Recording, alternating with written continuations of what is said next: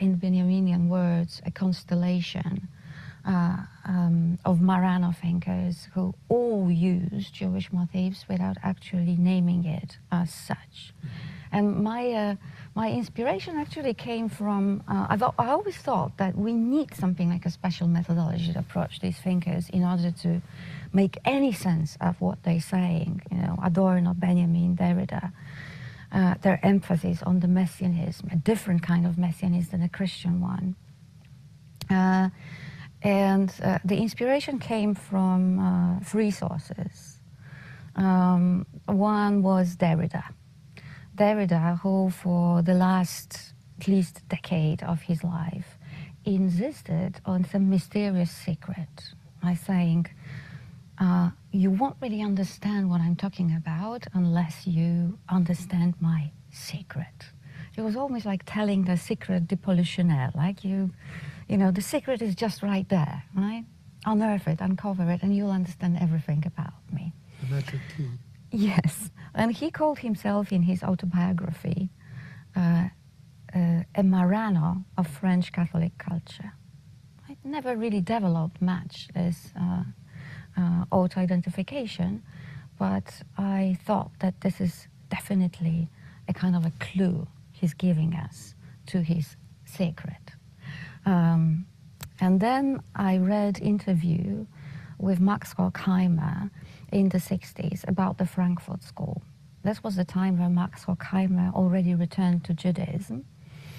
He was one of the founder of the Frankfurt Institute of Social Research.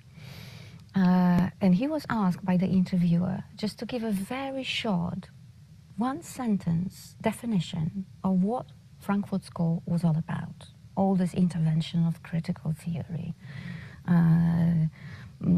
Adorno, Horkheimer himself, the connections with Walter Benjamin. What were they doing?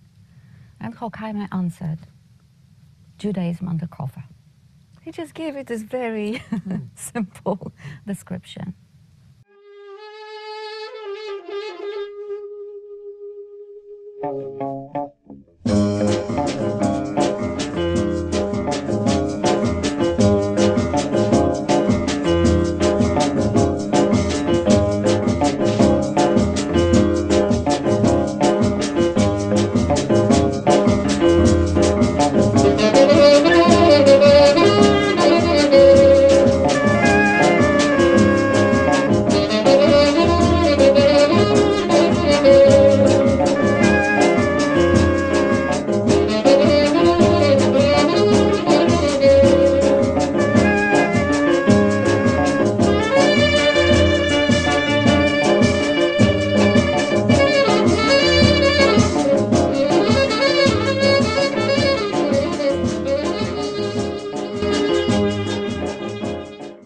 Welcome back to Vendée Radio.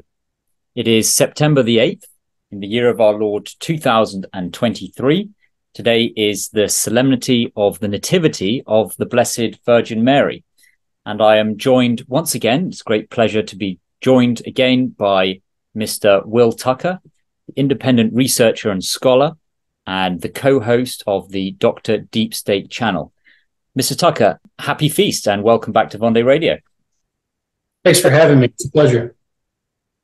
Well, I've had a few messages from some of our viewers, and despite the topic of our last podcast on disengagement from regime systems, I haven't in fact disengaged from YouTube. It's been a busy time, but I will be releasing a greater frequency of broadcasts at this time. So it's a great privilege to have you back, Mr. Tucker, for a broadcast that I think kind of can be placed within a series on the mystery of iniquity or the secrets of the synagogue, penetrating or trying to clarify the unclarifiable, at least to give an outline, an adumbration of some of those secrets, one of which Jacques Derrida alluded to there. Now, you've uncovered, I think, an intellectual genealogy of ontological warfare in our time. this grand revolutionary assault on Christian metaphysics. And if you'll permit me, Mr. Tucker, I will begin by reading a quotation, an extended quotation from Friedrich Romig, who is an Austrian academic, and this is within the Festschrift for Dr. Robert D. Hickson, who actually died recently, may he rest in peace. And this is what Friedrich Romig wrote in his essay on the Jewish roots of modernity. Quote, "There was a book published by the author Sergio Quinzio, who was essentially unknown in Austria, but famous and cherished in Italy. Its original title is Radici Ebraici del Moderno, the Hebraic Roots of Modernity, one that must seem strange to enlightened readers. The very first paragraph of the first chapter already has a title that succinctly summarizes the entire historical process of more than 2,000 years, the Judaization of the world." Quinzio writes in the first lines of his texts, quote, "If we consider the present reality, one cannot consider the concept of the Judaization of the world to be an exaggeration." He continues, "Even though the influence of this small race has always been profound throughout the entire history of the Occident, its thinkers and writers never had as much influence previously as they have had in the century in which its complete annihilation was planned." What he means by Judaization can be read soon afterwards.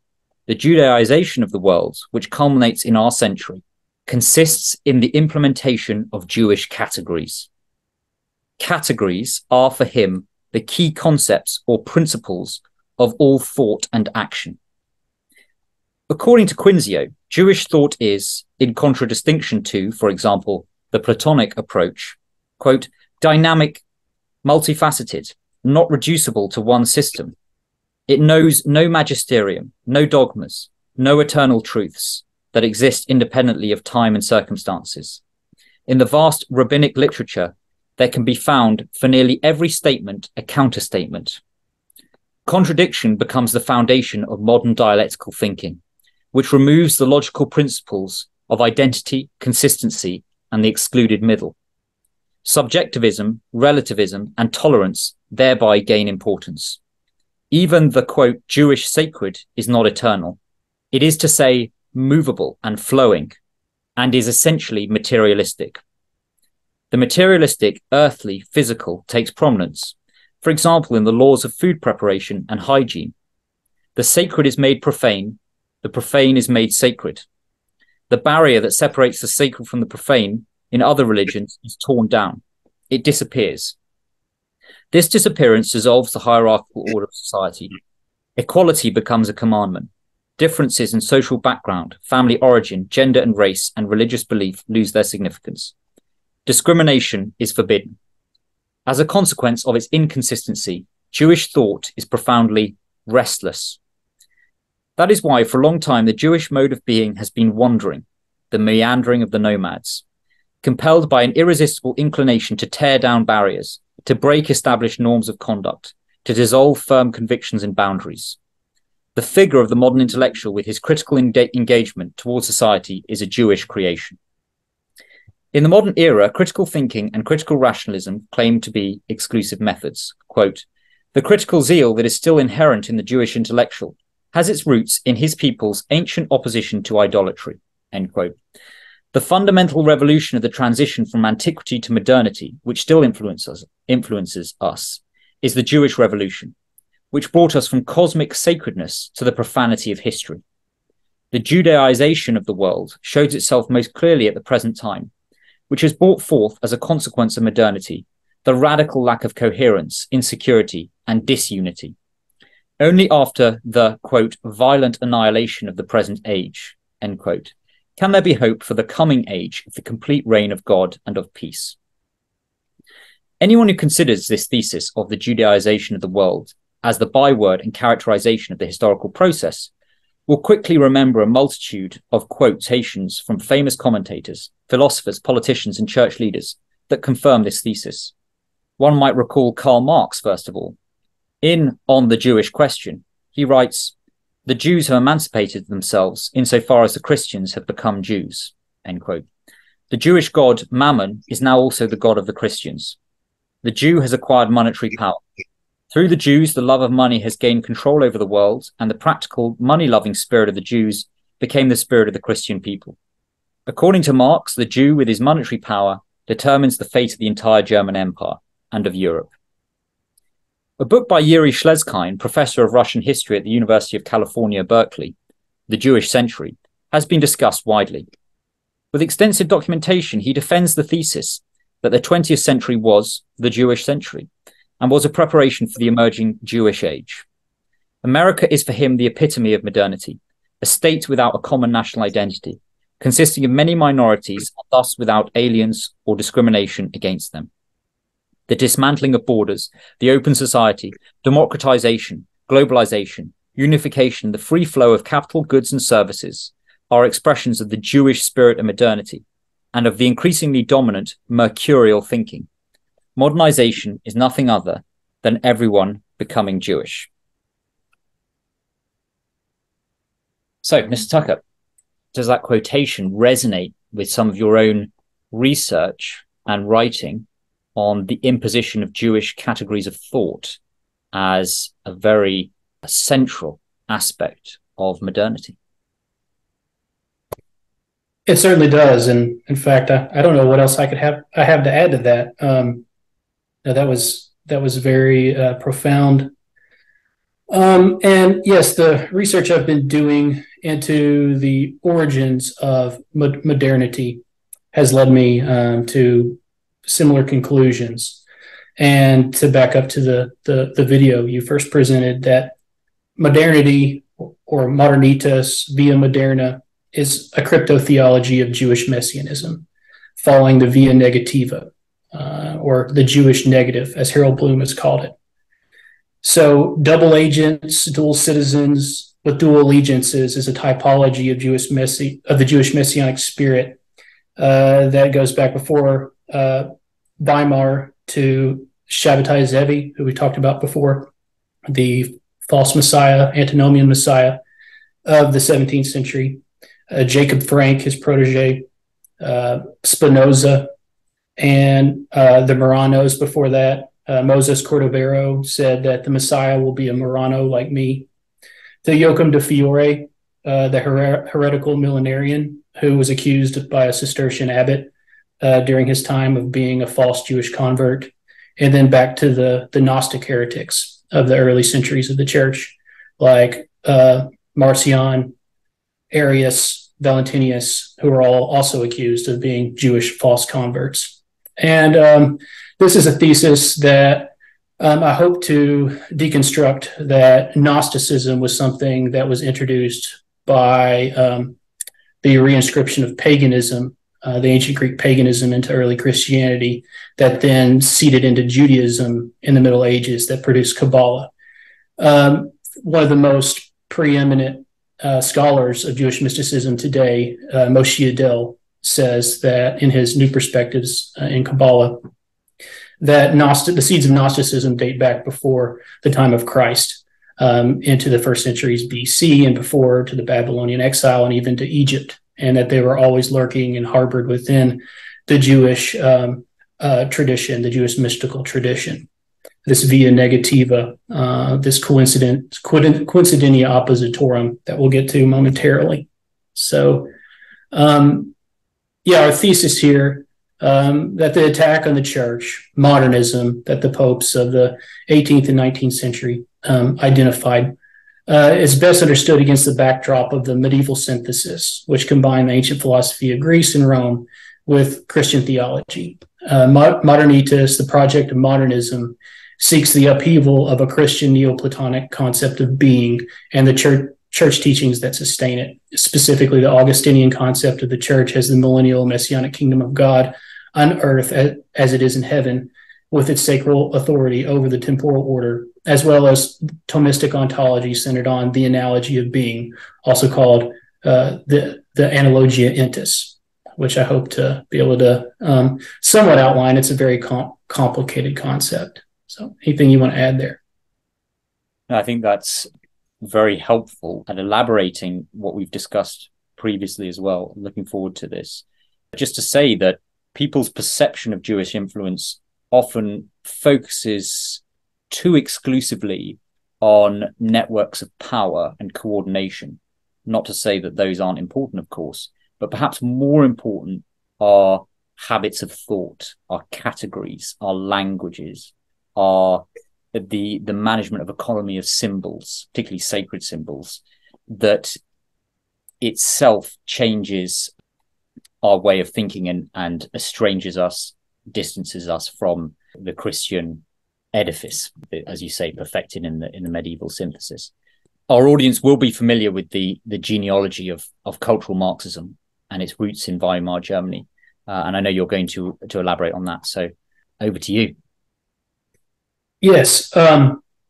So, yes, it's a secularization within modernity is actually a part of this cryptotheology, this messianic enterprise. And I hope to be able to speak to that by first backing up a little bit and talking about this difference between being and non-being and how that sets up this enmity between the Jewish negative and the analogia entis of St. Thomas Aquinas.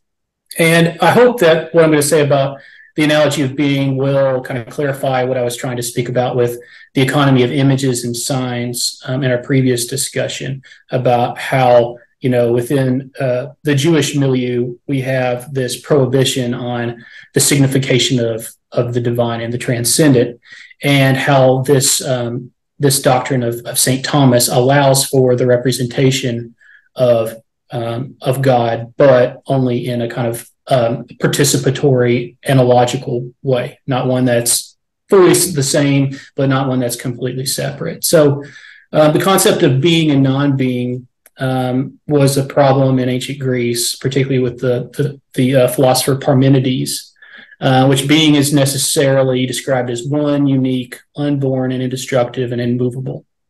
Parmenides resolves the problem of being with a tautology or a circular argument. There's only the being, but non-being does not exist. We can say being is, but we cannot say being is not, or non-being is not, because the verb is already predicates being. So if we say being is, or non-being is a vacuum, for instance, we're already presupposing space and time. So that cannot be non-being. So non-being is something that escapes rational constructs and our ability to know it. And so this gets conflated with the transcendent, as we'll come to see later on within the Jewish idiom.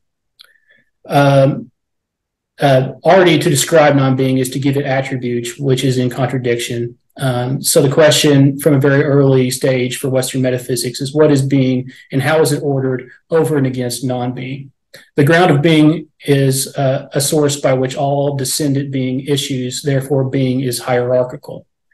So once the Greek concept of being becomes merged with Christianity, which we can see a little glimpse of in the book of Acts, where and Dr. Haugen, my collaborator on Dr. Deep State, deals with this very closely in his upcoming book, In Pursuit of the Metaverse, where Paul speaks to the people of Athens at Areopagus in front of the shrine to the unknown God, in which he describes that, through revelation, God has come to the Gentiles, and this concept of the unknowable transcendent has become knowable through the incarnation of Christ. So to make a long story short, the a priori being that always already is, and by which all subsequent being is predicated, is converged in the medieval synthesis with the transcendent God of the Bible, as he proclaims in Genesis 3:14, the I am that I am, the Father and Creator who creates the world ex nihilo, out of nothing. As Acts 17:28 says, for in him we live and move and have our being. Being is being in him, in participation in his being. So we receive our being through God, even though he created the world out of nothing.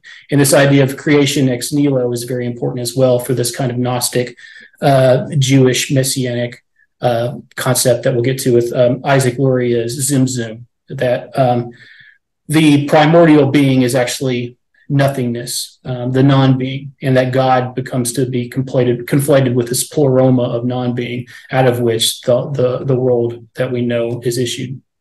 So, according to St. Thomas Aquinas, every effect is proportional to its cause. Therefore, everything that exists flows out of God's transcendent being. So this, also the doctrine of exodus reditus, that everything exits from and is returned to God through this analogy. So we have this idea within the medieval synthesis of creatio continua. So creation out of nothing and creation maintained continuously through God's ever-present being that we participate in. And so this arrives at this question for St. Thomas Aquinas, that between Duns Scotus and Maimonides, or other contemporary, Maimonides obviously being a Jewish rabbinical thinker, contemporary to St. Thomas, about how is this being related to our position in the world? How do we engage with the transcendent? So one theory was the univocity of being, which was the theory of Duns Scotus. And this is a grammatical problem as well as a logical problem as well as a theological problem. So it's if we say, for instance, Maimonides is good, and we say St. Thomas is good, we're using the word good in the same sense. And the word is in that sentence means in exactly the same way. But if we say, St. Thomas is healthy, St. Thomas's food is healthy, St. Thomas's exercise regimen is healthy, the way is relates to those objects is different in each situation, because they relate through relation to the cause, which is St. Thomas in that situation. So Maimonides' theory was that we have an equivocity of being in relation to God. God is so transcendent and so outside of our world that he is unknowable, unrelatable, and anything that we could possibly say about God is always going to be an error. It's always going to be false. So the only way that we can describe God is through negation, through via negativa, through apophatic theology. So if we say God is good, no, he's not good. He's more than good. If we say God is all powerful, no, he's even more than what we can say is powerful. And so in Duns Scotus' system, it's, well, God is good in the same way that we are good, and everything is kind of univocally held together. So St. Thomas's system is one based upon stages, where God is the first cause, and we participate in being through participating in God. And then that comes to the problem of evil, theodicy as it's called, where how does, and this is a theological problem, an unstable triad, it's called, where if we have an all-powerful God and an omnibenevolent God, how does evil come into the world? How can evil be allowed to exist by a God that's all-powerful and controls everything and is all good? So, we talked a little bit in my first presentation with you from the book of Job and these various speculations on the nature of evil. And this genre is called theodicy, and the mystery of evil, how God allows evil to exist.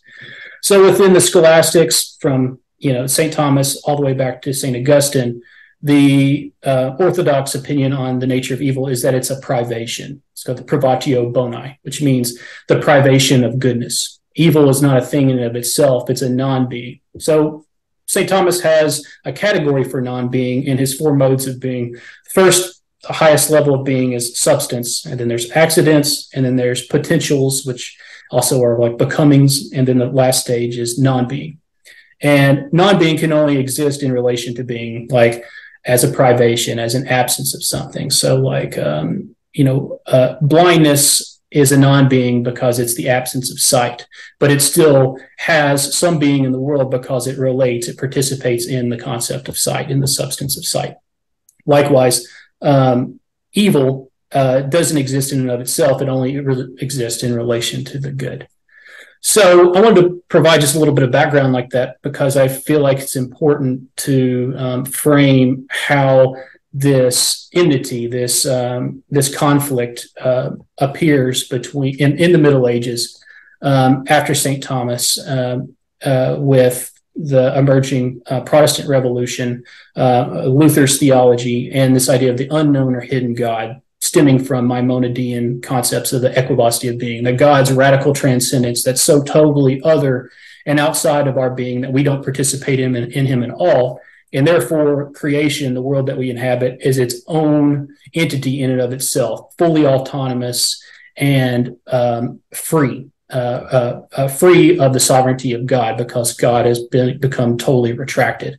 And this, the influence of Maimonides was very heavy on the Protestant theologians, like Luther's concept of the Deus abscondita, the hidden God, the unknown God. And so the church itself, which has this analogous relationship with the kingdom of heaven, when our Lord describes the kingdom of God, he describes it in parables, which have this kind of analogous relationship. He uses imagery and symbolism as a way to relate to us what the transcendent looks like, because we can't comprehend it. So this flies in the face of the Jewish understanding of the prohibition of the second commandment, that you should make no images of God. So the idea that the church itself is the analogy of the kingdom of heaven on earth, and that's part of what Saint Augustine resolved in his Civitas Dei with the problem of the millennium, this millenarian expectation of a messianic age to come. He said, no, now it's here. It's already arrived in the church, and the church is the fulfillment of the kingdom of Christ on earth. And so the medieval during medieval times, what becomes seeded into the orbit of Christian thought are these Jewish principles of negativity and equivocity of being, that God cannot be known, God cannot be represented. In the church, therefore, and this was Luther's charge, that the Pope is the Antichrist in trying to be the vicar of Christ, because God is so unknowable and his kingdom is so outside of our fallen reality, that to try to assign an image to him is already a kind of heresy. And likewise with the iconoclasts and the nominalists, there's this rejection of our ability to represent the transcendent and to participate in it. Is that too dense there, or should I keep going? No, I think that's really important sort of groundwork there to express that the Christian theophany was expressed through these categories, providential categories of Hellenistic thought. What you're saying there about the Deus abscondita reminds me of what you mentioned in one of your previous appearances on Vendée Radio with regard to the Simsum, this sort of retraction of God, and I'm sure you're going to make that connection.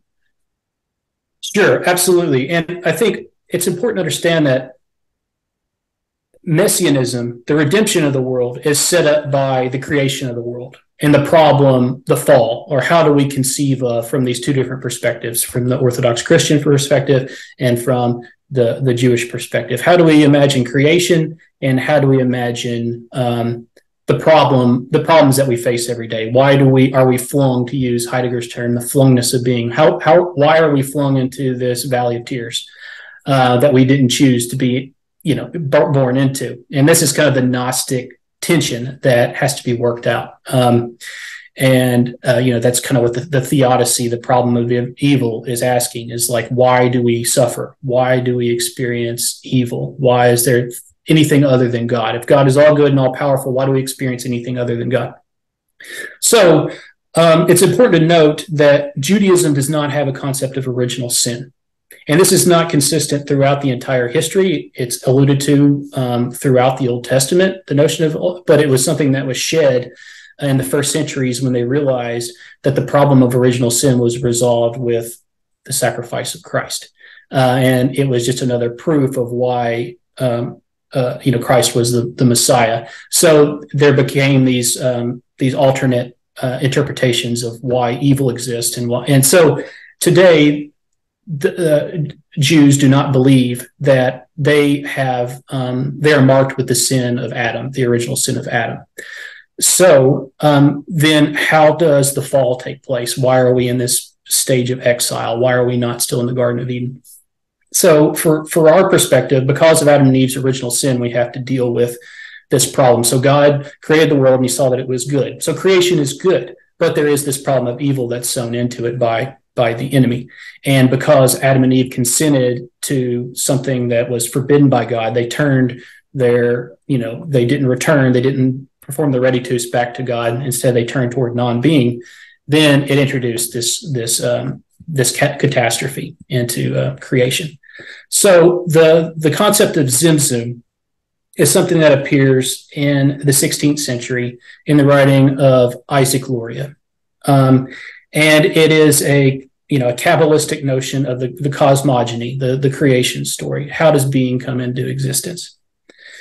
And so it's a 4-stage process in which the God, the creator, the Ein Sof, that I've alluded to in our previous conversations, this undifferentiated, unknowable, radically transcendent God who's totally other than us, which all oppositions are collapsed, retracts himself. So he's the fullness, it's the pleroma of non-being. Everything is unified into God. And so he retracts himself to... Including evil. I'm sorry? Including evil. Yes. And this idea the Ein Sof is beyond good and evil.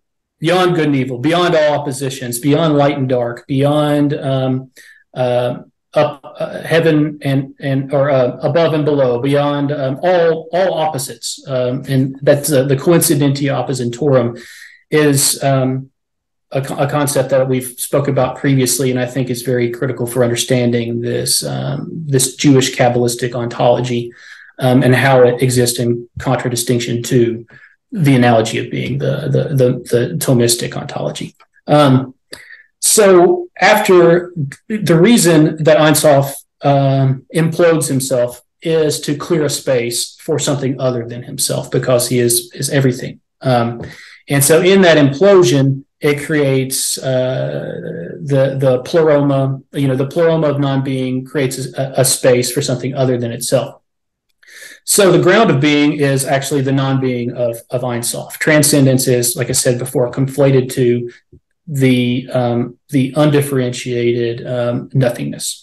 And this is what Scholem quotes of Luria. He says, in the beginning, God created nothingness.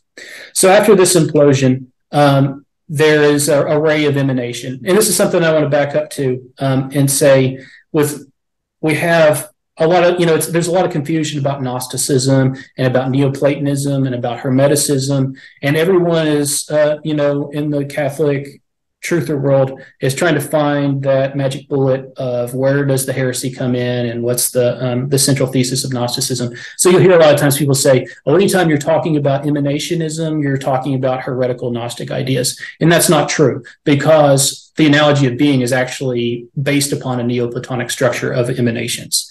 So we can't use that as, the catch-all for heresy.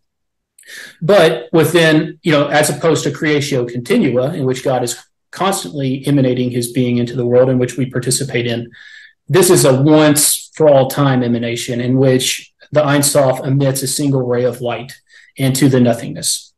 And then, I'm sorry, what? A big bang. Yeah, like a big bang, exactly. And so because this light is tinged with the nothing, and this all seems very esoteric and nonsensical, and it is, I'm just telling you how the story goes. So I'm going to try to explain it the best that I can. So the light is tinged with the nothingness of Ein Sof. Therefore, nothing in this cleared expanse is capable of receiving it.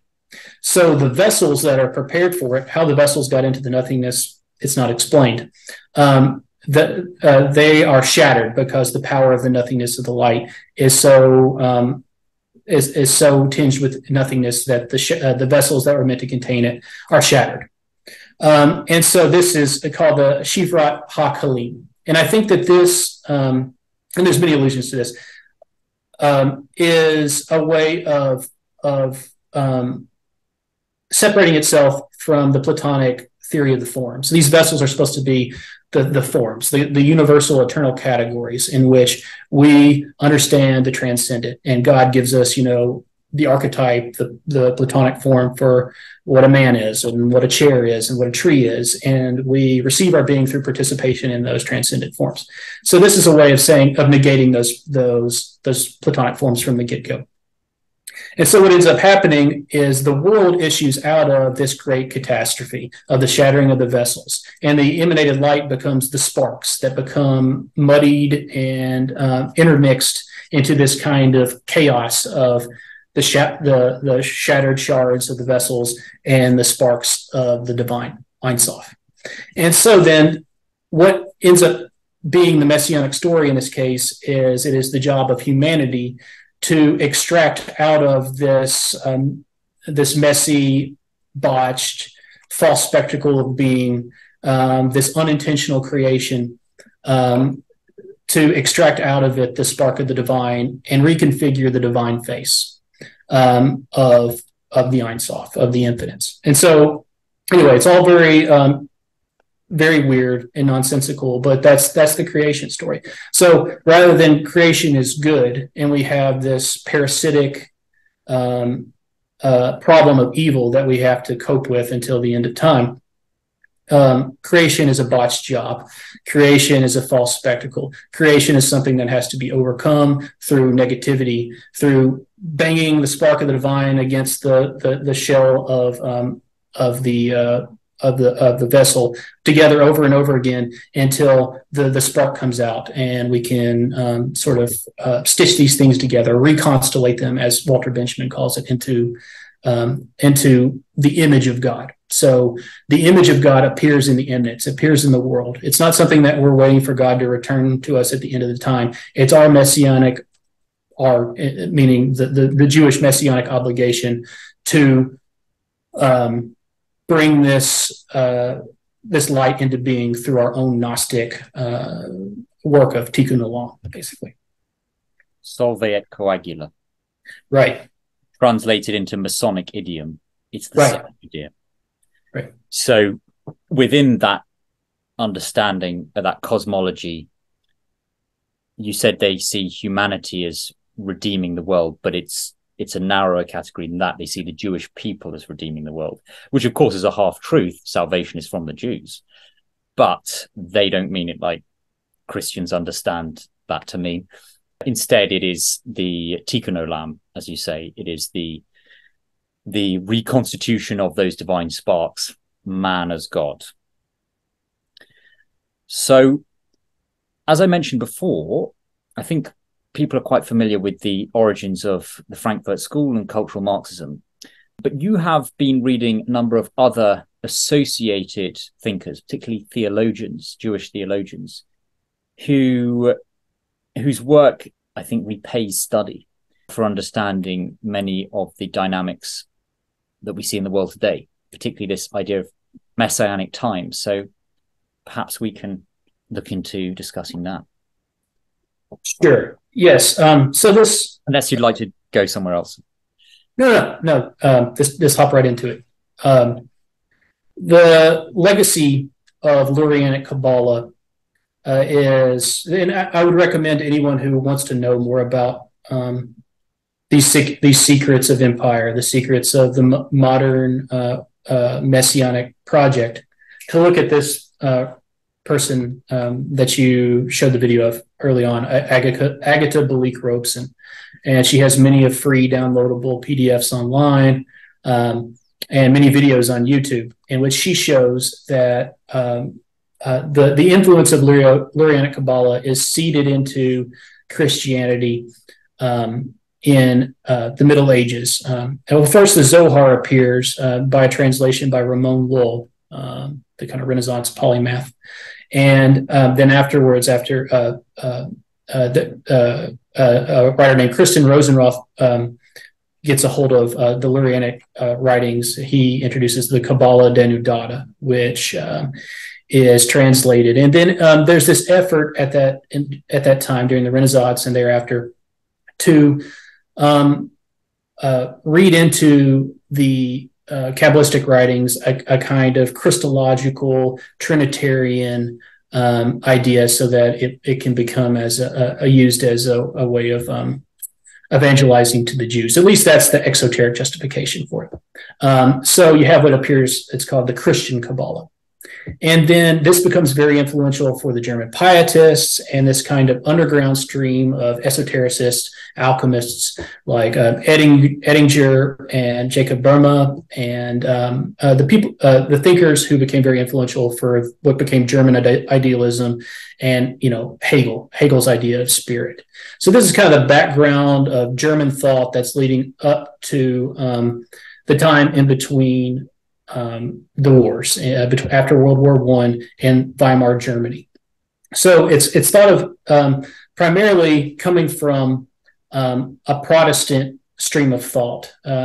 There's, I think you've mentioned on this channel before, a Protestant theologian named Friedrich Schleiermacher, who is of course sort of synonymous with this liberal, progressive theology.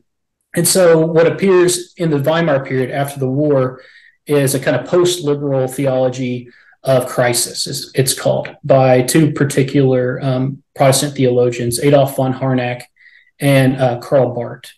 And particularly von Harnack's book, Marcion, The Gospel of the Alien God, which is this kind of expose of the theology of Marcionism, and this reintroduction of the concept of Gnosticism as a way of solving the problem of how did this modern idea of endless progress toward the fraternity of man and the realization of the Hegelian concept of spirit, how did that turn into this mass catastrophe of World War I? And so Marcionism, Marcion was a second or third century Gnostic heretic who introduced the theory that the Old Testament God, the God of the Israelites, is a completely separate religion from the New Testament, and that the God of the New Testament, Christ, is in no way related, and actually he's in contradiction to the God of creation, the God of the Old Testament. And this is a recurrent thing that you'll see within Gnostic theories, is that there's this kind of duality within the Godhead, that there's this evil God of creation, this evil controller, sovereign God of the world, versus the God of the Redeemer, the God of Exodus, the God who takes us out of the bondage of the world. And so this and maybe I'll read a little section here from von Harnack to give you a little taste of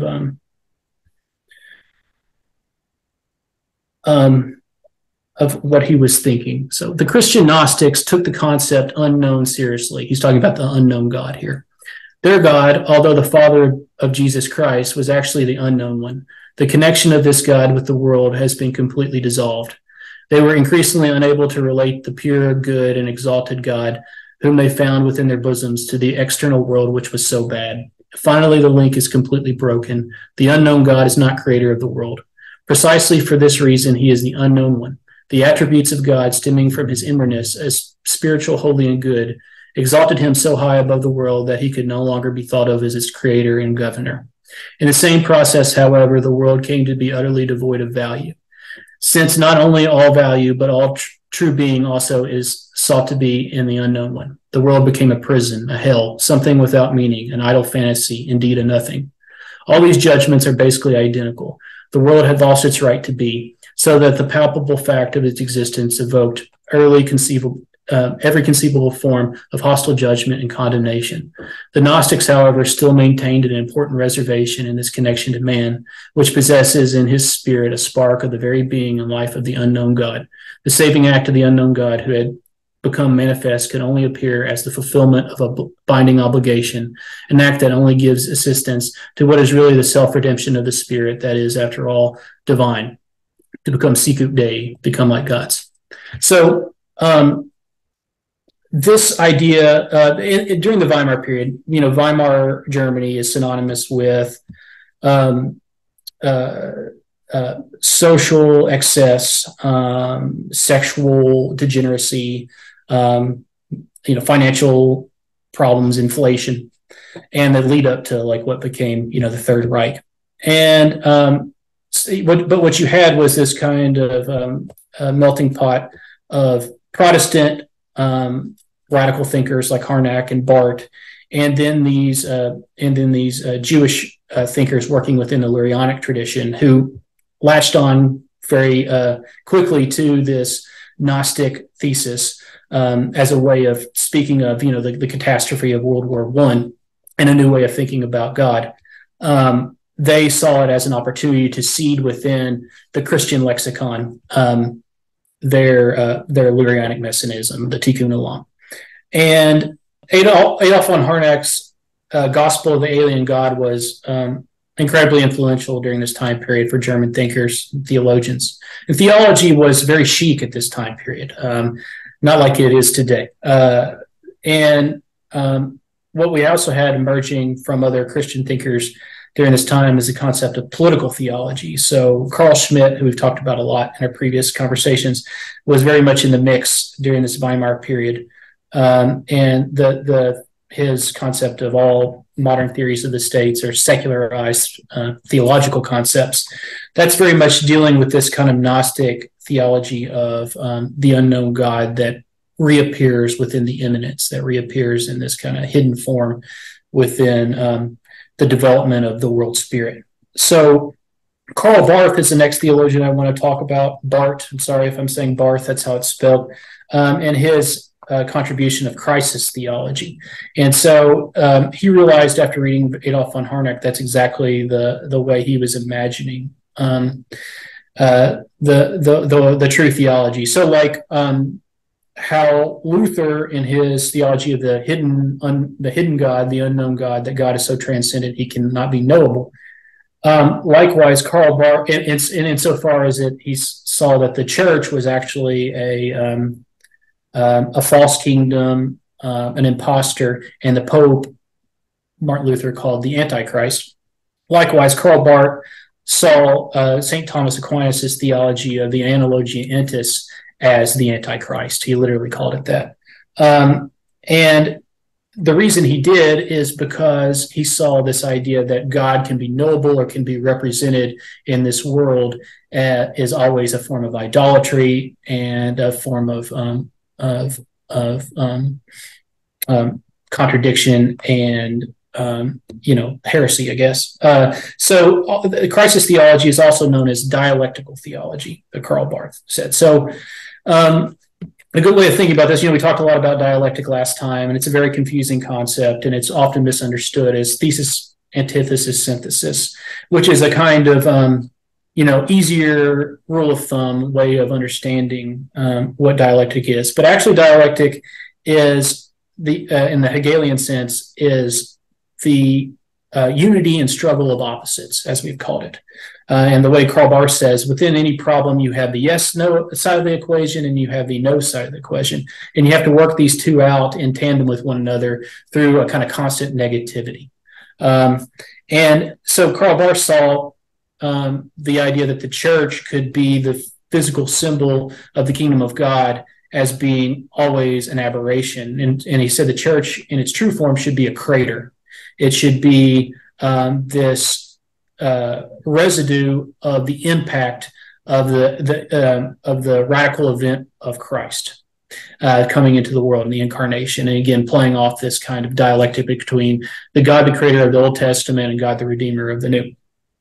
And he, in place of the Analogia Entis, he had his own theory called the Analogia Relationis, or also called the Analogia Temporalis.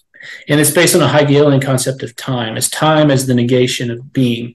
And so rather than the ground of being this kind of creatio continua, God constantly emanating his being into the world that we participate in, and through eternal forms, everything is always changing. It's always in this dynamic flow in which the dialectic is working itself out through negativities, through the struggle between this side of the equation and this side of the equation. That's how history forms. If there's no struggle, there's no forward development.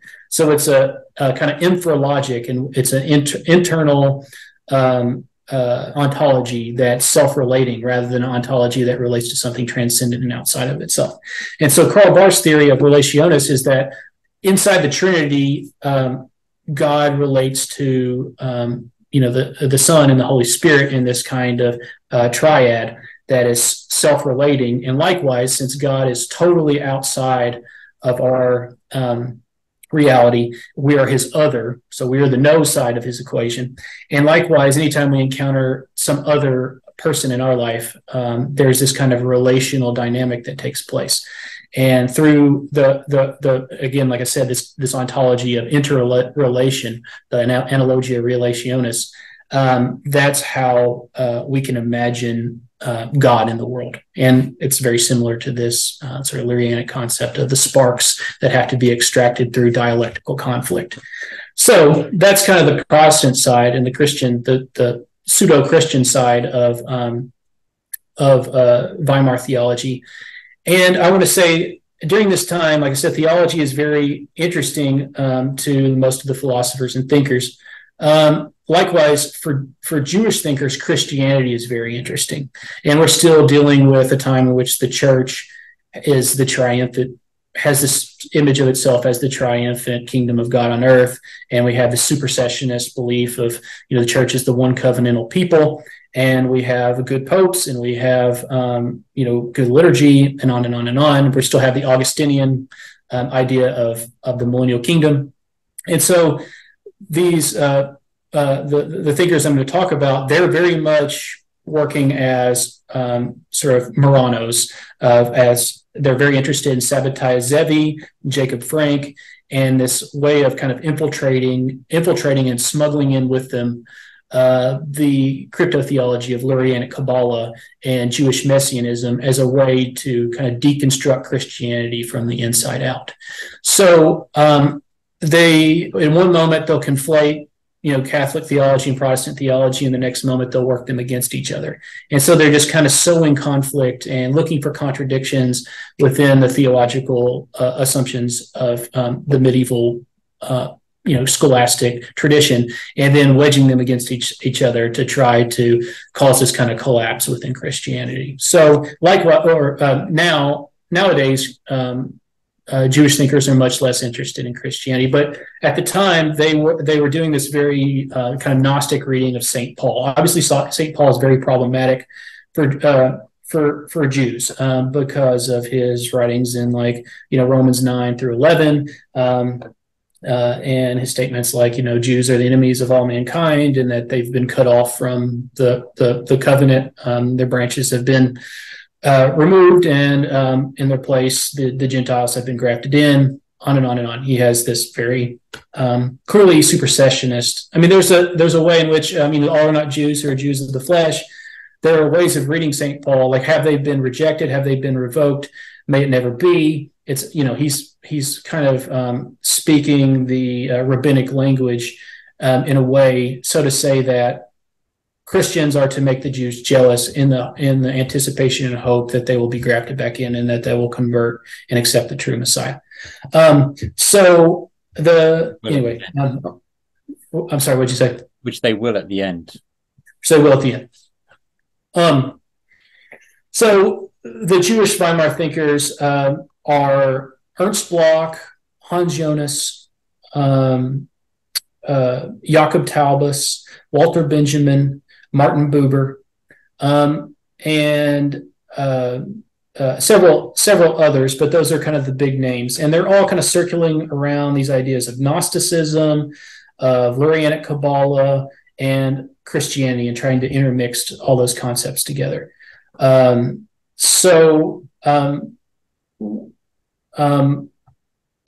you want to add anything here, or do you want me to keep going?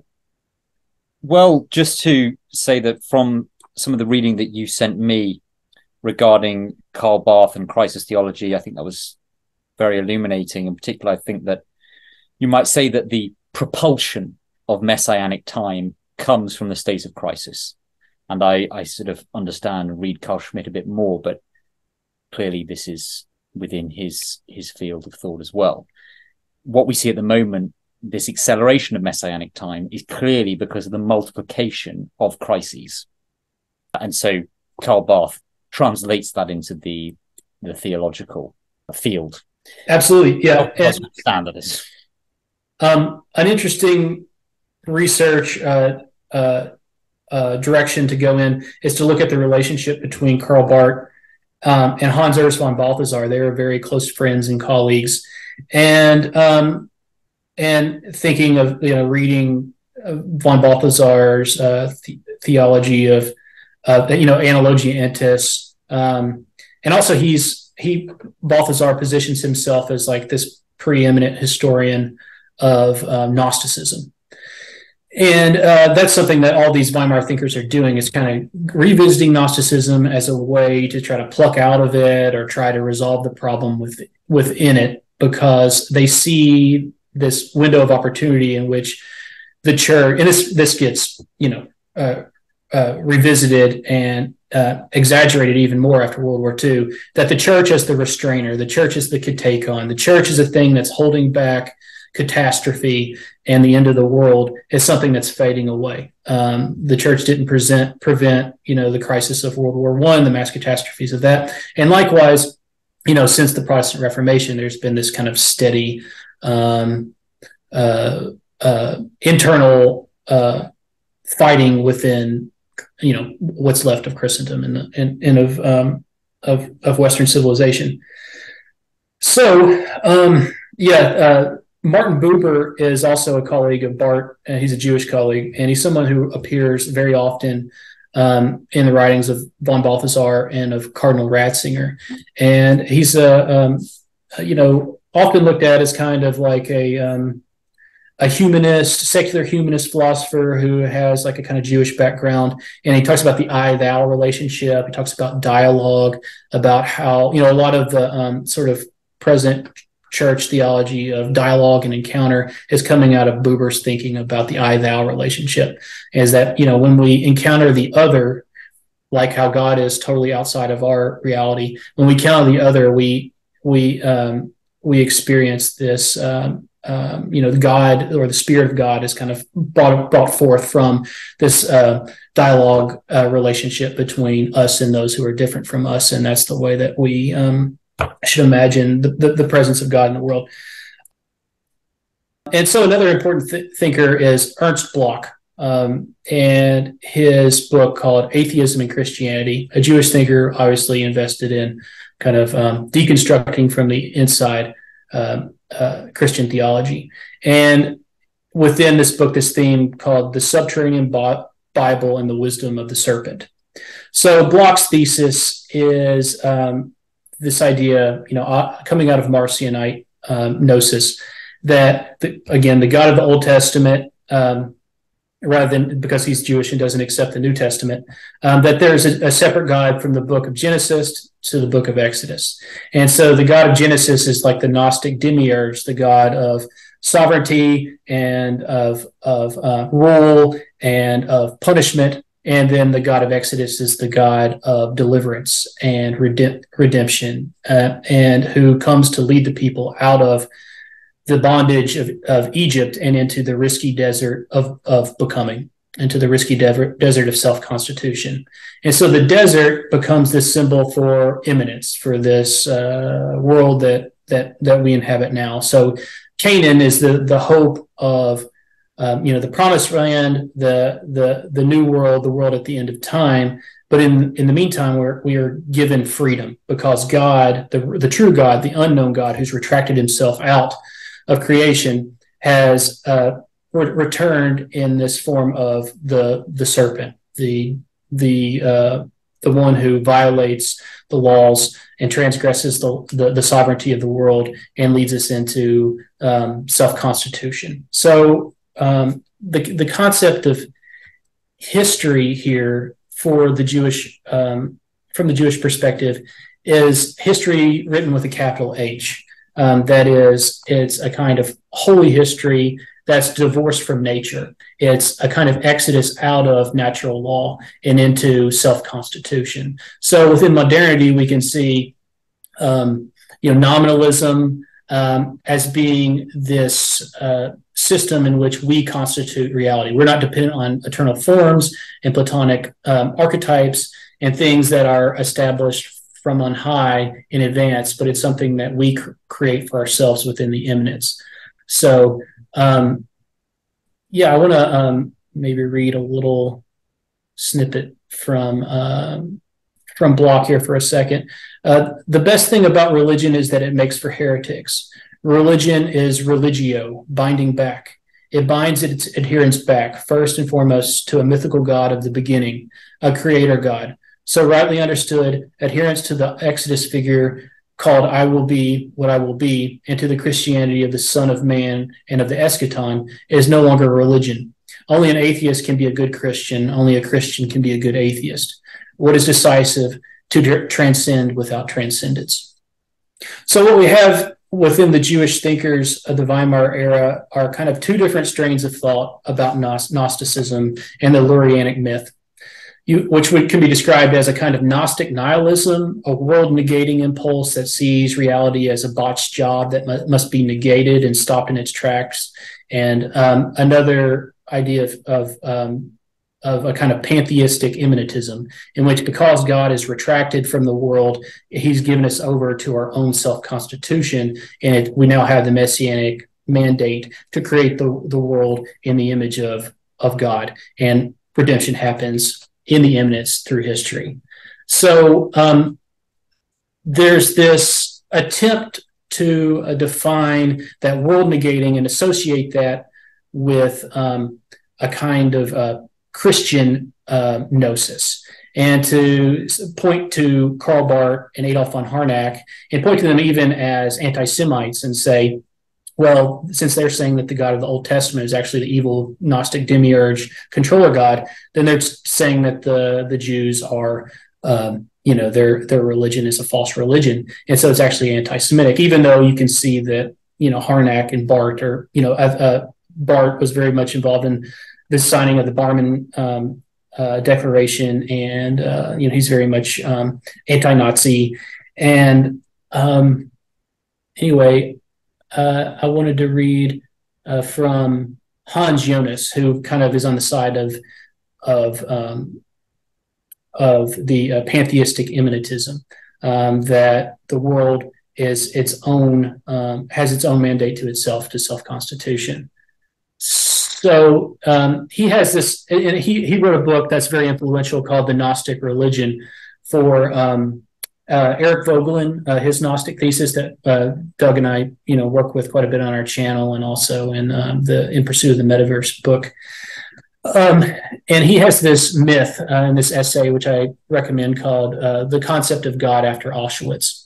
Obviously not written during the Weimar era, but I think this myth actually was, but that essay in of itself is very interesting. So this is kind of opening paragraph of his creation myth. In the beginning, for unknowable reasons, the ground of being, or the divine, chose to give itself over to the chance and risk and endless variety of becoming. And wholly so, entering into the adventure of space and time, the deity held back nothing of itself. No uncommitted or unimpaired part remained to direct, correct, and ultimately guarantee the devious working out of its destiny in creation. On this unconditional immanence, the modern temper insists. It is the courage or despair, in any case, its bitter honesty, to take our being in the world seriously, to view the world as left to itself, its laws as brooking no interference, and the rigor of our belonging to it as not softened by extra-mundane providence. The same our myth postulates for God's being in the world, not, however, in the sense of pantheistic immanence. If world and God are simply the same, the world at each moment and in each state represents its fullness, and God can neither lose nor gain. Rather, in order that the world might be and be for itself, God renounced his being, divesting himself of his deity to receive it back from the odyssey of time, waited with the chance harvest of unforeseeable temporal experience, transfigured or possibly even disfigured by it. In such a self-forfeiture of divine integrity for the sake of unprejudiced becoming, no other foreknowledge can be omitted than that of possibilities with which cosmic being offers in its own terms. To these, God committed his cause in effacing himself for the world. So God needs the world just the same way the world needs God. God sees himself in the world coming to know itself, God comes to know himself. And that's very Hegelian, that like religion is God's self-conscience. It's how God comes to know himself through the working out of religion. But Yeah, Hans Jonas is someone who's similar, I think, to Urs von Balthasar, in which he's trying to look at Gnosticism and cancel it out, meanwhile reviving it in this kind of dialectical fashion. And it's a strategy which Hegel calls tarrying with the negative. And I think this is an important lens to understand the Kabbalistic ontology of dialectical, of dialectical conflict, where you look to the opposite of the dialectical equation, and in your negative relationship to it, you try to recapture it into yourself. And so Hegel calls this tarrying with the negative, or being healed by the sword that smote you.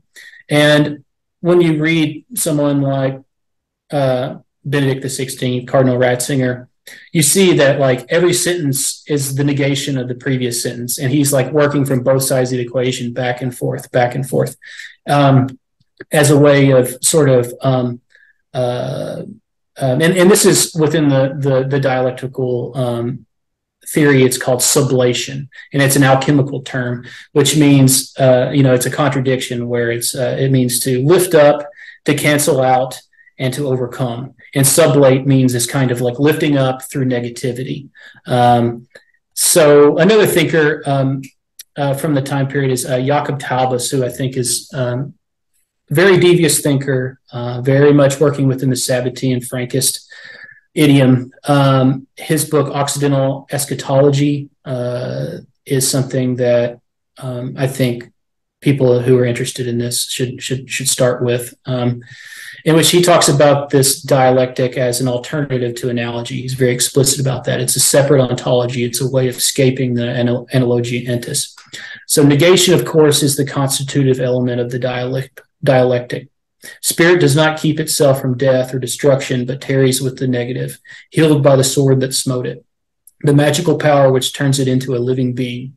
Self-consciousness is a state of becoming, both being and non-being.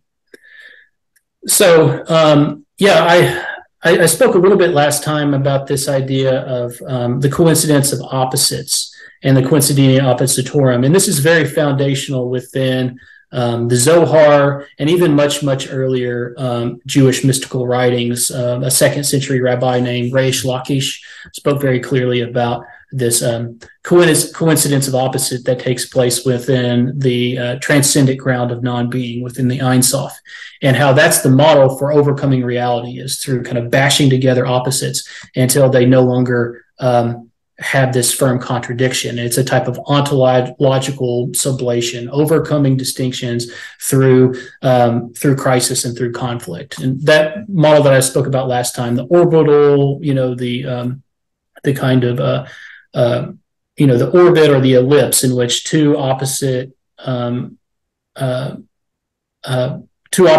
subjects are kind of combined in the same pattern, is a way, as the model that they use for and this makes sense if you think about like the shift that took place in the Middle Ages between the Ptolemaic worldview and the Copernican worldview, where before you had the idea of there's a heaven above, there's earth below, and the earth is the center of the creation of the cosmos.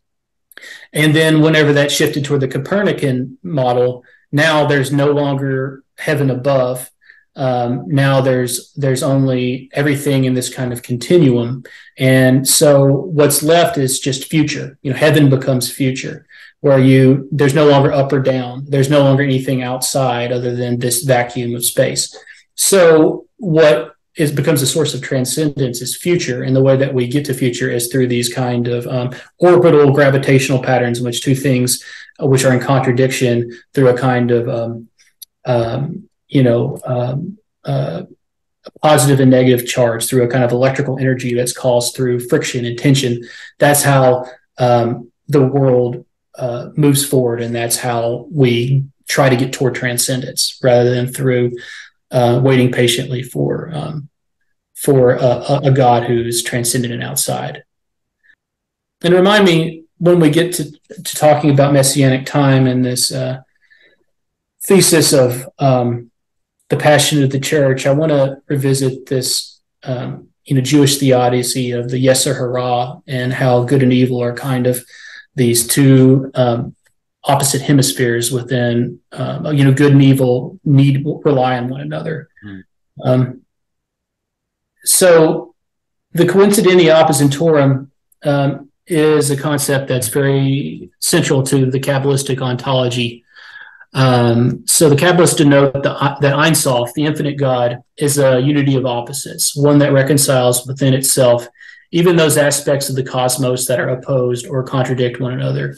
The Sefer Yetzirah, an early 3rd to 6th century work, which was of singular significance for the later development of Jewish mysticism, had said of the Sephirot, the 10 archetypal values through which divinity is said to constitute the world, their end is embedded in their beginning, and their beginning in their end. According to Yetzirah, the Sephirot are composed of 5 pairs of opposites: a depth of beginning, a depth of end, a depth of good, a depth of evil, a depth of above, a depth of below, a depth of east, a depth of west, a depth of north, a depth of south. Ein Sof is obviously undifferentiated in a complete and changeless unity. He is the essence of all that is concealed and revealed. According to Azrael, Ein Sof unifies within itself being and nothingness. For the being is the not after the manner of the not, and the not is the being after the manner of the being. The not is the being, and the being is the not. Ein Sof is also the principle in which everything hidden and visible meet, and as such, it is the common root of both faith and unbelief.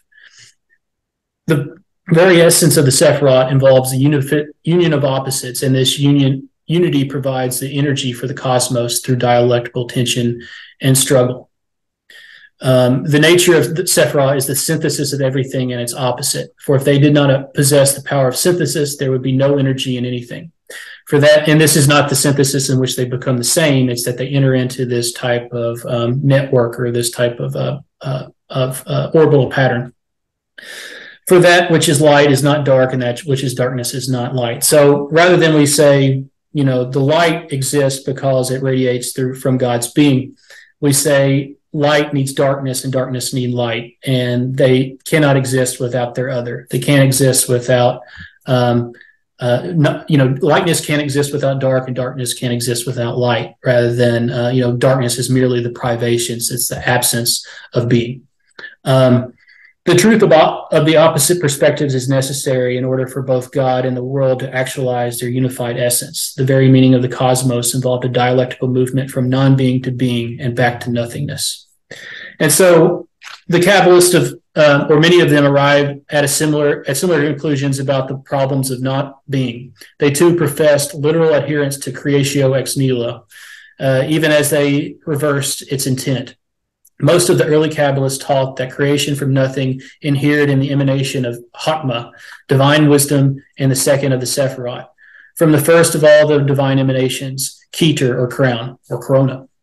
This first emanation, however, also went by the name of Ayin Gemar, the primordial nothingness, and so creation from nothing also meant the emanation of divine wisdom, the template for all the creation to follow from the nothingness of God.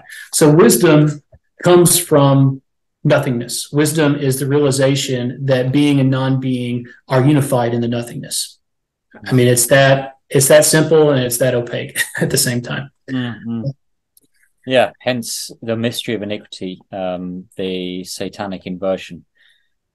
So, I mean, in outlining all of those subterranean currents, and I think making those connections of their influence, what you've said there about the Hegelianism, for example, of Ratzinger, I think is very accurate, maintaining two contradictory subjects, most classically in Summorum Pontificum, with this kind of bizarre notion that the Roman Rite, a single liturgy, can have two different forms at the same time, two expressions, which, has been subsequently exploded by Francis. But it's dangerous. And I think this, for example, another example would be the concept of Simsum.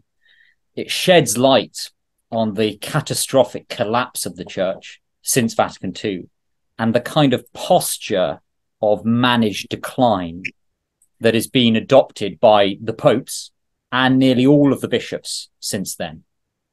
The Balthasarian idea of raising the bastions, this idea of the kenosis, the abasement of the church. There's a great video by Tradition and Action Attila Guimarães on this. This giving up on Christendom as official policy, official theology, even if whether that's explicitly an error promulgated nostra aetate or not, but the actual interpretation and application was heretical.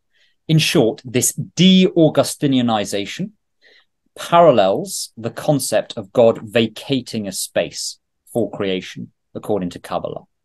And suddenly, something like then Father Ratzinger's famous or infamous 1969 radio broadcast can be seen perhaps in a different light, where he said, quote, "From the crisis of today, the church of tomorrow will emerge, a church that has lost much. She will become small and will have to start afresh, more or less from the beginning.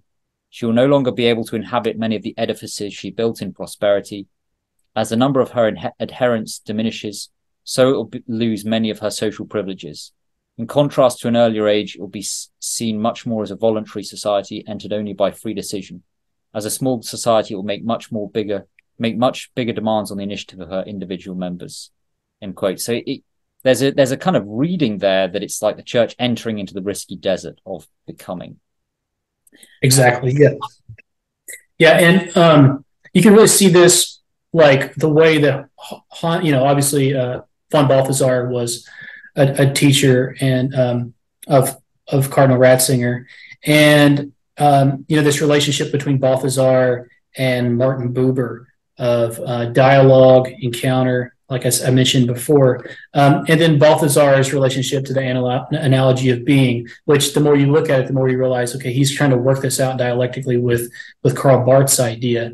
And then also Balthasar's book, Raising the Bastions, which, I think this really flies in the face of what we're going to get to, talking about this, necessary passion of the church concept as this thesis for what's taking place today, that Benedict is like this kind of restrainer who, decided to hand over the keys and allow the church to enter into this kind of decline in order so that the true church can emerge from the anti-church, which it seems to be, how can a restrainer be calling for the raising of the bastions, for the church to lower its barricades and allow for itself to become integrated into the world.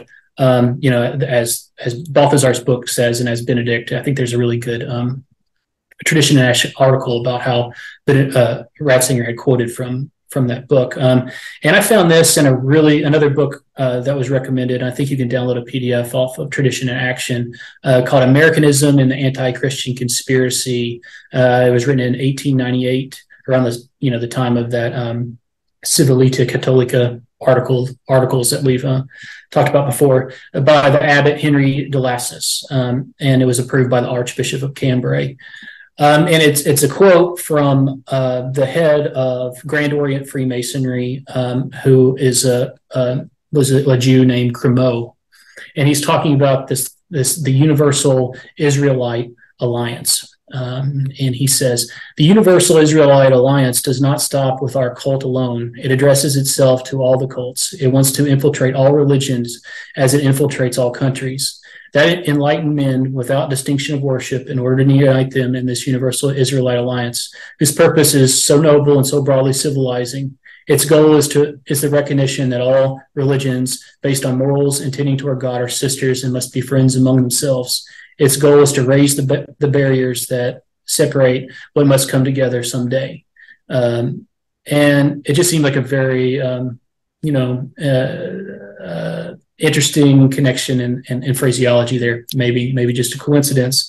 But when you look at this is what you were describing with Summorum Pontificum, excuse my scribble, this document called Grace and Vocation Without Remorse, comments on the Treatise de Judaeis by Benedict XVI. I think this is from 2018, in which he's speaking on Nostra Aetate and the legacy of Auschwitz within Christology, and the idea of the supersessionist, as he calls it here, the substitution theory of the covenant, that the church is the one covenantal people, in which he proceeds in this dialectical fashion between saying, well, we know from church tradition that it perceives itself in such and such way, but how can we still believe this after what happened in Auschwitz, and, accepting responsibility because of this doctrine of the church that somehow it's the church's responsibility that that there was persecution of the Jews during World War II by a pagan regime, and not to place any blame on Jewish bankers who allowed for loans to be received by the regime. But anyway, he says and unsays simultaneously that there is no substitution theory, that the church exists in a kind of dynamic relation with the old covenant to the new. So, and he quotes from John Paul II, referring to the Jewish covenant as the never revoked covenant.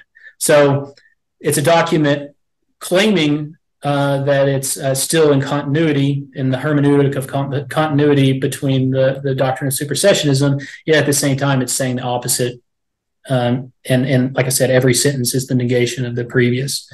So understanding this kind of coincidentia oppositorum as this ontological attack on the church, I think it frames well this idea that that there's a church and an anti-church contained in the same body. And I think there's a direct genealogy where we can trace that concept back to the Weimar thinkers and back to the Sabbatean, Frankist, Marrano, Jewish Messianic, Kabbalistic project to undermine the church. And now it's appearing within traditional Catholic discourse. Mm.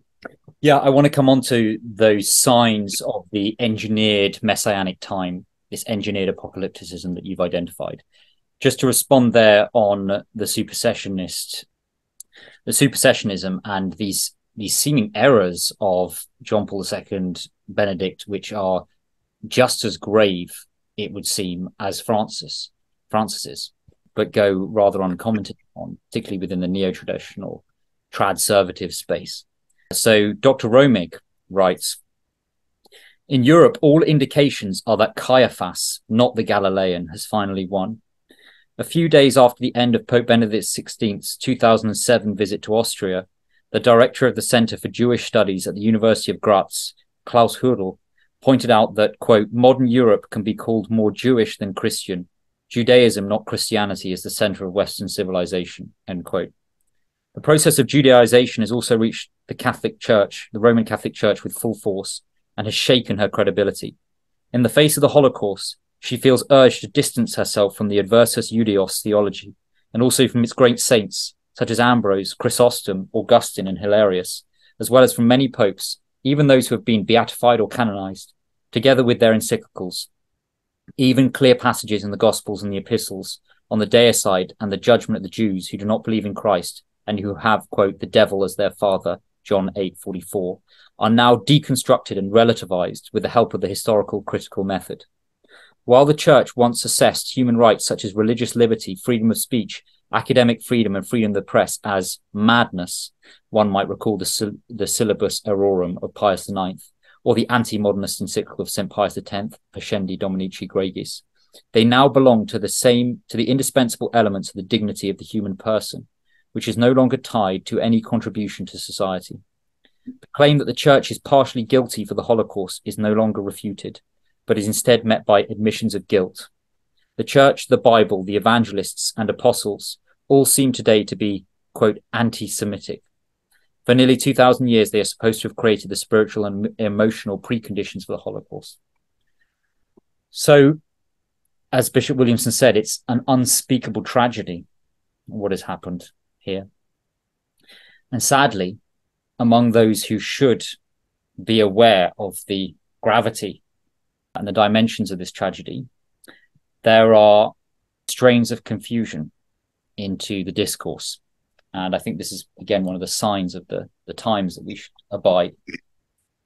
There are, I think, let's say, limited hangout eschatologies being propagated at the moment within the traditional world, particularly popular eschatologies, with a conspicuous omission of the Jewish dimension. This summer, Donald Trump was given a so-called Torah crown by the Israel Heritage Foundation, whose official mission statement on their website says that they are there to, quote, await King David's descendant, our Mashiach, to rule over the land and bring peace unto all nations, end quote. And of course, there's nothing from neo-traditionalist commentators. So what's happening here? Monsignor George Dillon was an Irish theologian and writer in the 19th century. And basically his book is a compilation of speeches that he gave in response to Pope Leo XIII's famous encyclical letter, Humanum Genum, on Freemasonry. And at the request of many who had heard the lecture and others who had read the reports that appeared in the papers, Monsignor Dillon decided to publish it, along with another lecture delivered to the same audience. After being read a summary of his work, Pope Leo XIII himself approved it and funded the publication of an Italian version called Grand Orient Freemasonry Unmasked as the Secret Power Behind Communism. And in a note on page 20 of the edition, turned to the question of the direction of Freemasonry, which he had mentioned in his preface. He there says, quote, "The Jewish connection with modern Freemasonry is an established fact, everywhere manifested in its history. The Jewish formulas employed by Freemasonry, the Jewish traditions which run through its ceremonial, point to a Jewish origin or to the work of Jewish contrivers. Who knows but behind the atheism and desire of gain which impels them to urge on Christians to persecute the church and destroy it, there lies a hidden hope to reconstruct their temple, and in the darkest depths of secret society, plotting there lurks a deeper society still, which looks to return to the land of Judah and to the rebuilding of the temple of Jerusalem." End quote. Very univocal on the source and the spirit of Freemasonry. We have all these traditional Catholic commentators today speaking about Freemasonry extensively, but omitting this crucial fact, the enmity behind it of the synagogue against the church, which we know comes from scripture, tradition, the scholastics. Yeah, and a really useful way to identify these limited hangouts is, when the issue of Islam comes up, they're unsheathing flaming swords, and yet whenever they are presented with the JQ, they're putting on velvet gloves, and it shows that they are in allegiance. Suddenly they become historical critical right. Exegetes with regard to scripture. Right. And you realize that at what point are you working for the neoconservatives and the Greater Israel Project in building the kingdom of Antichrist?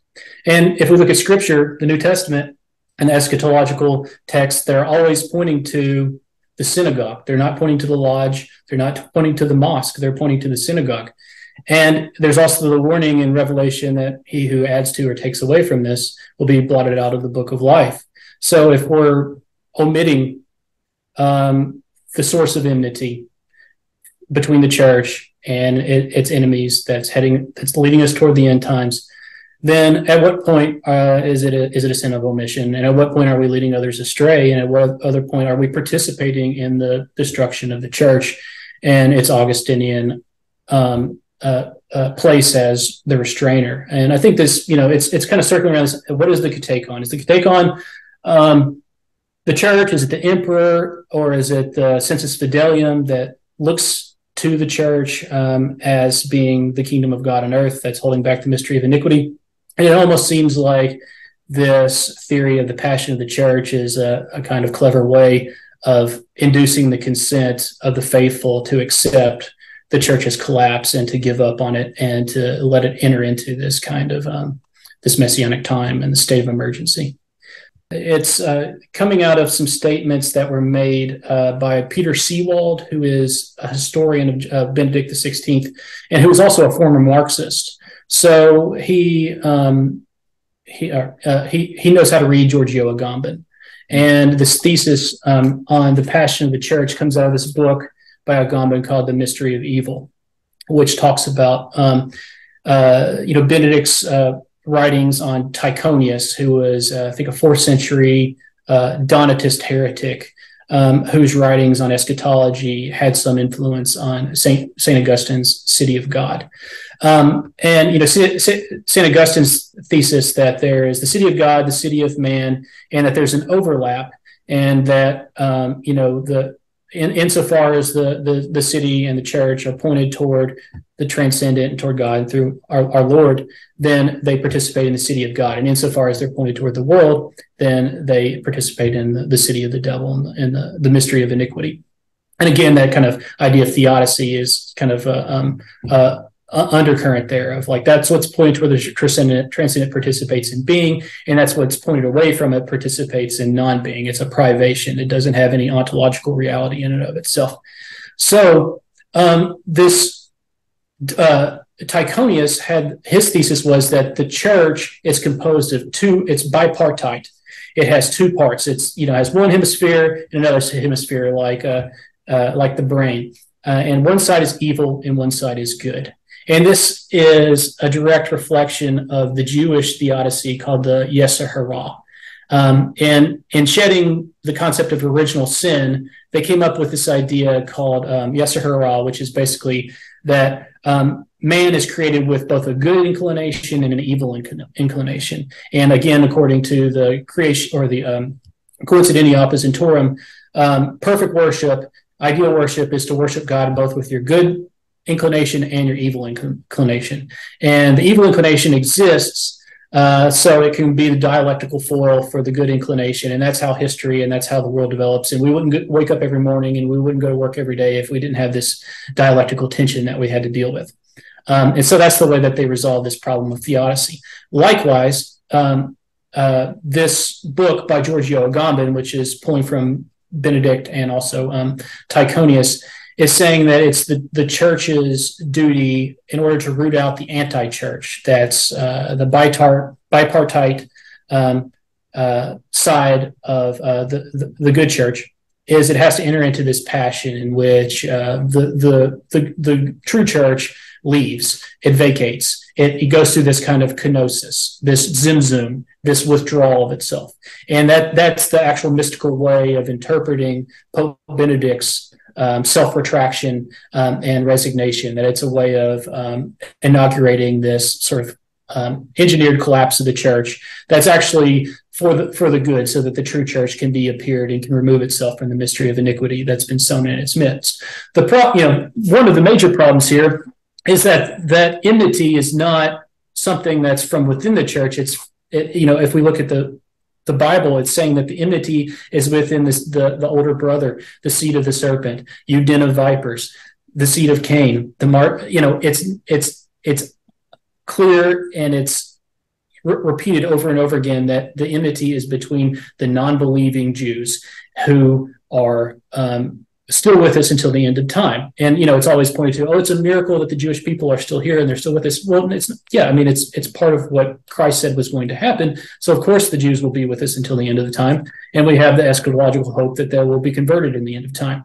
But the danger there is that we don't see this cryptotheology, this Marranism, this Sabbatean Frankism. And Giorgio Agamben, who's promoting this thesis that is being filtered through, traditionalist Catholic discourse and popular eschatologies, is an avowed Sabbatean Frankist. I mean, if you read his essays, The Messiah and the Sovereign, he's pulling directly from Gershom Scholem and from Jakob Taubes and these these Weimar thinkers who are talking about this Gnostic creatio reversio, the destruction of reality, the removal of the restrainer so that we can get to this world without sovereignty. And so they see the remnant of the metaphysical, this is his sort of state of exception thesis, is that, we live, part of the catastrophe of the world is that we have to deal with the metaphysical constant of sovereignty. That's why democracy doesn't work, because you're always going to have some oligarchical hidden sovereign that appears in the place of what used to be the king.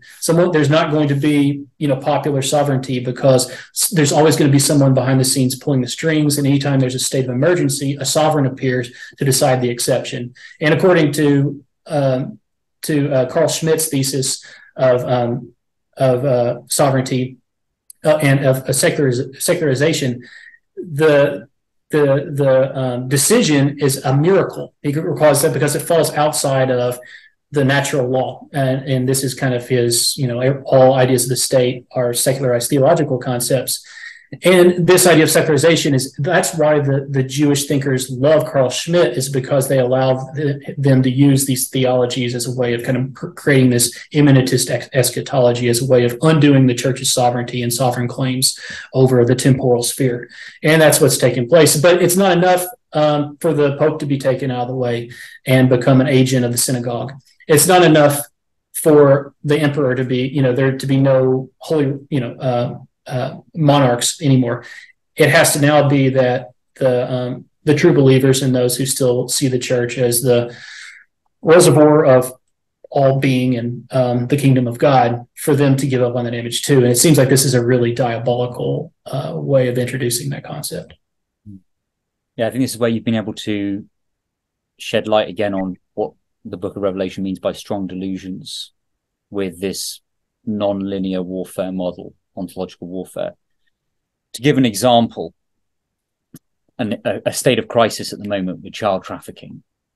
So we have this talking point coming out of the Judeo-Christian right at the moment with regard to this film, The Sound of Freedom. Whatever merits the film might have, a work of art to raise consciousness of this great evil, which of course exists. Just look up the Dutroux affair and the kind of cover-ups that went on.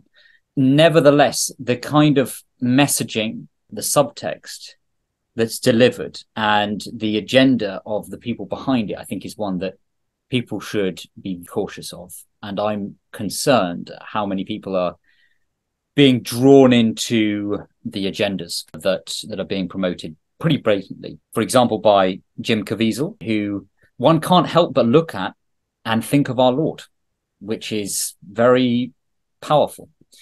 And there are several clips appeared on Fox News and Charlie Kirk, and he's promoted QAnon, then talked about Judeo-Christianity, which is a classic red flag we should all know about by now. Mentioned how critics of Q are like people who say that they want to persecute the early Christians. I'm going to destroy them because the Romans told me they were evil. Now just ask yourself, what group would be interested in misrepresenting Christian persecution, early Christian persecution, as being the conspiracy of the Romans against Christians? What group would want to exonerate themselves from that? Who is giving him these kind of bizarre points, these strange Q gibberish they speak? Ontological warfare, getting you confused over reality. The film itself, funded by Mexican billionaire Carlos Slim, who himself has all sorts of links to the left side of the deep state, the antinomian globo homo Marxist left, Hillary Clinton. What's going on here? Yeah, you use the term nonlinear warfare, and that's a concept I want to introduce in tandem with this coincidentia oppositorum Kabbalistic ontology that we've been outlining so far. So the way to identify it is the effectiveness of information, misinformation, and disinformation is the cornerstone of this influence strategy. It has proven effective and low cost in both politically and economically. It's a key aspect of Russia's nonlinear warfare and centered around various methods of subversion to demoralize and cast doubt in political and social system. Utilizing the pre-existing divisions in a society creates opportunities for Moscow. This is obviously from an article about the Russians to stoke eternal flames, seizing the strategic advantage and erode a targeted nation's legitimacy and influence. So this idea of erosion through dialectics, through working the yes side of the equation and the no side of the equation simultaneously, I think is what's play here. And, you hear, well, Trump's not a part of the deep state because they're always trying to put him in jail and cancel him and shut him down, right? But you got to understand that they're trying to attack this law of non-contradiction. It's that attack on the law of the excluded middle that allows us to continue to participate and to give energy to the spectacle, this sort of battery that needs negativity.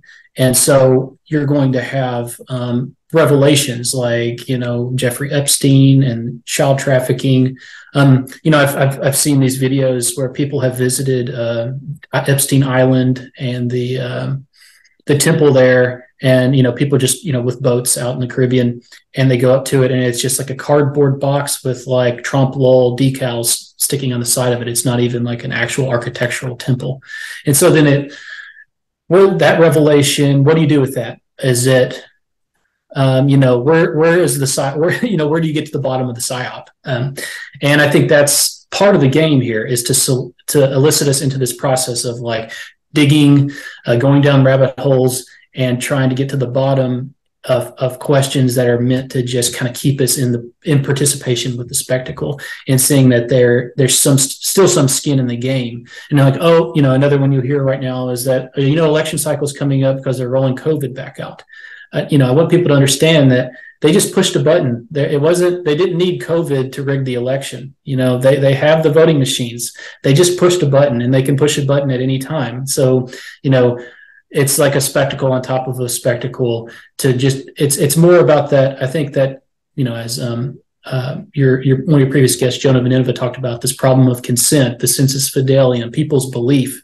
This is one of the Gnostic ideas that I encountered in this research of a group called the Carpocratians, who believe that once there was a critical mass of disbelief, who no longer believed in this false spectacle of being in the creation, then it would cease to exist, and they would transcend to the new age or whatever. So there's this idea of like kind of getting us to participate but not believe at the same time, as a way of entering into like a new ontological reality in which we no longer need any sort of a relationship to like truth or transcendence anymore.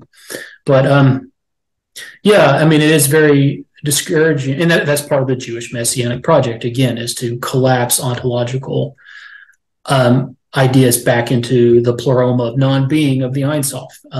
So we've got our image of Jesus up here telling us that that Trump is the new Messiah, and that he's hanging out with Jeffrey Epstein one day, and the next day he's taking down the deep state, and then also the net effect here is that like we've got teenagers and church-going people who are sitting around thinking about like the sexual exploitation of children and all these other QAnon, and that's where your mind is at. And it's a very dark way of perceiving the world. And whether or not there is a truth there, it's like why is it in a movie theater? And then we'll have a story. Well, then if the deep state's behind it, then why are they sabotaging the movie theaters? And why is the air conditioning being turned off? And why are they messing with the lights? And it's like, it's in the movie theater. It had to have investments and distribution, and had to get permission from anyway. I don't know how all that stuff works, obviously, but it does seem very fishy to me, and it does seem like it's a way of again, just like what we talked about prior with these new eschatologies, is concealing that principle and enmity. Who is actually trying to destroy our nation? Who actually has dual citizenship? Who actually is able to play both sides simultaneously? Who's Trump's daughter is married to a Chabadnik, and Biden's all of his children are married to anyway. You know what I'm saying? I'll hand it back over to you. I'm just kind of as any anthropologist would say, marriage customs are very revealing about any given culture, and we're even getting to the stage where there's now controlled revelation of the JQ itself, but distorted and taken in a kind of white nationalist direction. Anything that's outside the Christian theophany and the one true faith can always be manipulated by the synagogue. And that's what's happening. And it's this Kabbalistic elliptical battery that you have identified, where the revelation deepens the concealment, and the concealment intensifies the pangs of the revelation. Mm-hmm. It's paradoxical. Obviously, one of the biggest batteries, dialectical batteries, is the political spectrum, the left-right political spectrum. And recently we had the spectacle of Dr. Marshall launching his own Christ the King party and his campaign for presidency, which actually had some encouraging elements. The platform clearly refuted liberalism in the strict sense. Then it was aborted. And he's harvested all those emails and contacts, as Lou Verrecchio pointed out. And he's now getting back on the Trump train in time for the next cycle. And I remember Dr. E. Michael Jones saying that all Catholic bishops in the US have a choice. Either they become a Republican bishop or they become a Democrat bishop, but it's one or the other. And that's the genius of this system, that everything eventually gets sucked back into one of the two sides and thus recuperated back into the empire. This pendulum from Democrat to Republican, Republican to Democrat. It's a hypnotist pendulum. that such is the effectiveness of the political party system, which of course the US Constitution says absolutely nothing about. But I think if we recall what Dr. Jesse Russell said on this program, that modern media is psychological warfare, that is its very identity. There will always be some angle of psychological warfare going on. Just recently, this emerged that there was this so-called Jewish wizard behind Andrew Tate, behind Cobra Tate, this kind of new dissident figure that they unleashed on particularly young impressionable men. So it's this non-linear warfare model. You've described it really eloquently. It's designed to compromise the ontological stability of consciousness so that people don't know where to locate reality any longer. Right. And to undermine all sources of sovereignty, like simultaneously we have, and this is something that Dr. Haugen points out all the time, is this kind of just public humiliation of icons of sovereignty and leadership within the Western world. Like all of our political leaders are buffoons. I mean, they're caricatures of just ineptitude, and that's on purpose so that we stop believing this. So we participate in this carpal creation transcendence in which through we're participating in it, but we no longer believe in it, and so we kind of consent to this idea that reality is a fabrication and that there's nothing real there other than just the spectacle itself, and the spectacle becomes the replacement for ontological reality. And it reminds me of this quote I read from Carl Schmitt, who I wish I'd had a hold of this when I did my first presentation with you, in which he says, according to such Jewish Kabbalistic interpretations, the Leviathan represents the cattle upon 1,000 hills, namely the heathens. World history appears as a battle amongst heathens. The Leviathan symbolizing sea powers fighting the behemoth representing land powers. The latter tries to tear the Leviathan apart with his horns, while the Leviathan covers behemoth's mouth and nostrils with his fins and kills him in that way. This is incidentally a fine depiction of the mastery of a country by a blockade. But the Jews stand by and watch how the people of the world kill one another. This is ritual slaughter and massacre for them, lawful and kosher, and they therefore eat the flesh of the slaughtered peoples and are sustained by it.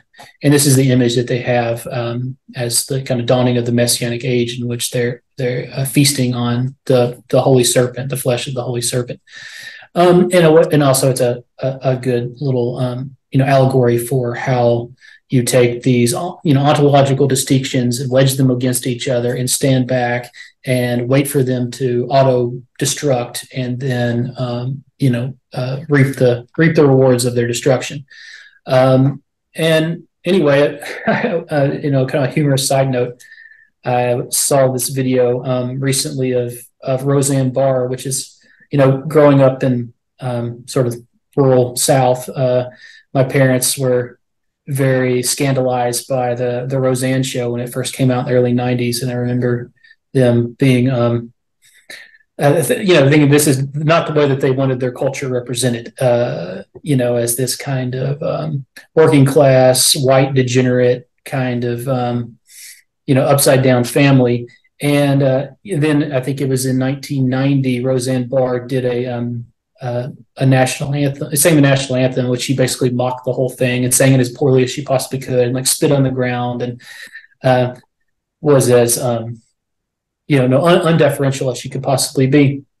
And then fast forward to now, I think in the last month, she's come out in which she's questioned the reality of the Holocaust, and also announced that she's actually a Jewish Kabbalist, and she's running for president of the United States and also prime minister of Israel, since she's a dual citizen, and that she's going to bring world peace by setting up Jerusalem as the headquarters for world government, and on and on and on. So anyway, looking back at